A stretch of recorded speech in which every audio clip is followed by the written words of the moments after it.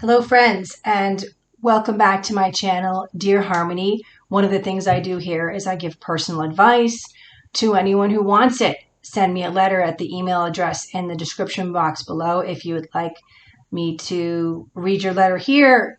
Obviously, send it anonymously, and I'll do my best to give you some sage advice. So I have a new letter right now. Let's get right into it. Dear Harmony, I'm a stay-at-home mom living in a multi-generational household, struggling to keep my sanity, being the bill payer, housekeeper, counselor, referee, and emotional sounding board punching bag for a husband, 3 kids, and my mother, while dealing with a steady low-grade anxiety. I'm looking at you, COVID, as my quote-unquote normal is making me feel suffocated. I feel like I'm teetering on the edge of a cliff, trying my hardest to keep my footing and not fall off. How do I find ways to carve out moments of sanity and autonomy for myself so I can keep being who I need to be for my family and stop being resentful, overwhelmed, and burnt out? Signed, Mama's bound for a padded cell. Okay, Mama. Well, I hope you're not in a padded cell, but sometimes a padded cell is just what somebody needs to get a break. So that's okay. But I have a feeling you're not in a padded cell. And I want to offer you some suggestions and I want to give you some feedback to this letter. So, I can tell you already know what you need to do to help yourself. Carve out moments of time, sanity, and autonomy, sovereignty for you so that you can keep bringing the best you to the table for your family. And I want to say also bring the best you to yourself. Let's face it, do this for you. With or without the family, we all need to do self-care just to be happy with ourselves. And then, of course, that spills over into the people we love. I'm a firm believer that a happy woman, a gratified woman is a gift to the world. And we can't give from our essence too much or we get drained. The idea is to give from our surplus. And so one way we can prevent resentment, overwhelm, and burnout is to set boundaries. So I'm thinking you're having moments where you have to be there for everyone and wearing all these hats and juggling. Take responsibility for setting some boundaries for yourself. So when a kid wants something or your mom needs something, or husband, obviously we have to prioritize, but check in with yourself. And if you're feeling drained, take a break, right? We must take care of ourselves to show up for others. So that means setting a boundary. And it's not always easy, but being able to say to somebody, hey, I need a minute, I need a 5-minute break and I'll get back to you is something that's, we can do that. We have to do that for ourselves, especially if being there for others leads to resentment and overwhelm. And resentment, that alone is not an easy thing to live with. One of my favorite phrases out there is that hanging on to resentment is like drinking poison, expecting other people to die. So if you're angry and resentful of others, it hurts you, not them. You're having the resentment and anger inside of you. So doing what you can to let go of that and get rid of that is really wise for your own personal health. And then, of course, that other people around you will be happier too. So I have some thoughts regarding your relationship with your husband. Sounding board, punching bag for a husband, 3 kids, and my mother. So I'm going to assume that means you're not a literal punching bag. If you are somebody's actual punching bag, then you need to get out of that situation. Domestic violence should not be tolerated. So if you want to write to me again and need any kind of resources in regards to that, please let me know. I would not want anybody to stay in a domestic violence situation, or I'd want you to get help. But I have a feeling, because of the way you wrote this, that you're feeling like a metaphorical punching bag for your husband, your children, and your mother, who all have their challenges. So again, setting boundaries will help. And like I said, you know that you need to carve out some time. And the anxiety you mentioned is of concern, low-grade anxiety. So I don't know if it's just because of the COVID or if this is something you've always had, but there's this thing called general anxiety disorder, GAD. And if you find that this low-grade anxiety is with you every day for a great portion of the day, I would suggest that you go and get evaluated by a professional, because GAD is treatable. And those that get treatment for general anxiety disorder usually find themselves getting better. So, it's important that you take care of your sanity for yourself and your family. And that might start with going and getting a professional opinion. So I would say that's the first thing you should do for yourself, is schedule an appointment for an evaluation just to see if you have the GAD and if you can get some treatment. And then carving out moments,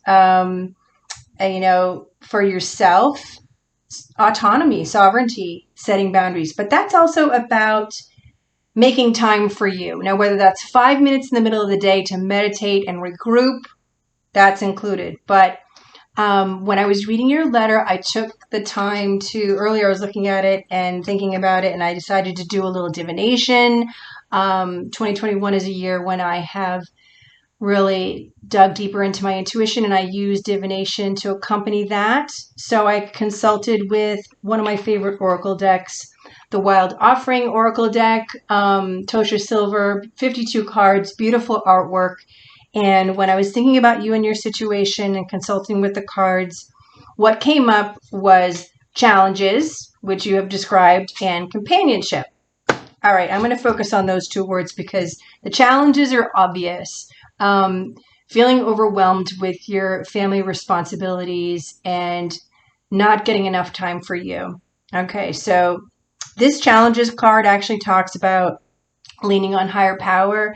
Unbearable situations throw you directly into God's arms. If you're open, please take over, divine, and guide to the right actions. Please take this burden and show me your will. So if you are a spiritual person, somebody who has a higher power, then you know that any time of the day you can do that with your challenges. Just take a break and turn it over and regroup. Now, the companionship card, I think, connects to, carving out moments, carving out time for yourself, because I think deep inside that if you go get nurtured with friends and companions, that you'll come back home with surplus to give, surplus happiness and energy. We do need those breaks. And breaks with a companion, your girlfriend, you got to get with your girls, blow off some steam, and but be deliberate about it. See, we don't do these things if we don't make the time. When people say I don't have the time, what that really means is they're not making the time.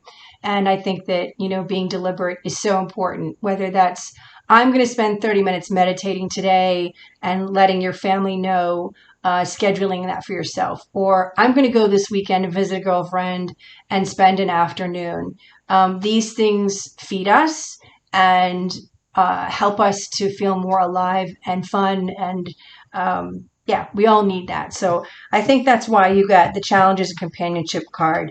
And I think you'll get relief from your challenges and maybe even some help in dealing with your challenges by connecting with your girlfriend companions. I also think that your husband, assuming this is not a domestic violence situation, which I hope it isn't, that you are, more of a sounding board, emotional sounding board for your partner. We cannot be everything to our partners. And I think one of the problems we have in our society is that, men don't necessarily have their little tribe of dudes that they go to vent, play sports, whatever. Some men do stuff like that, but I think your husband needs to connect with other men to get advice and find other people to be his sounding board other than just you, because we can't be somebody's single sounding board and we can't be another person's higher power. I remember saying that to my ex-husband one day. I remember feeling like, wow, he's expecting me to make a decision for him that I just can't make for him. And I said to him, I am not your higher power. Go consult with your higher power and then figure out what you want to do. And I'm glad I did. I'm glad I set that boundary, because that drains us too much when other people expect us to guide their life too much. So I don't know if that's the case, but I think all husbands and fathers need other men's groups or men friends that they can trust with their challenges, their secrets, their vulnerabilities, their goals, people that will give them good feedback, and hold them accountable to their goals. So yeah, not only do you need to get some companionship, carve out that time for yourself, either with a mental health professional, friendship, or other spiritual resources, but your spouse needs that too. And so, yeah, I would encourage him to get with his men friends so that he has somebody else to have as a sounding board and not just you. So I hope that was helpful. I think that I've been given some beautiful teachings over the years about marriage and relationships. One of my teachers actually studied marriage, and I don't even know if it included children necessarily, but that just marriage alone, that women actually need a lot of other people to be satisfied in a marriage. Having a husband or partner doesn't give us everything we need. And so, 17 that's a lot of other people to have in your life, right? That's a big number for women to need. And so I think that's why you got the companionship card. You need some other folks outside your home, in your life, to bring you your good juju, which will make you happier and then a little healthier at home. And also that, I'm thinking about some of the other things I got from that teacher.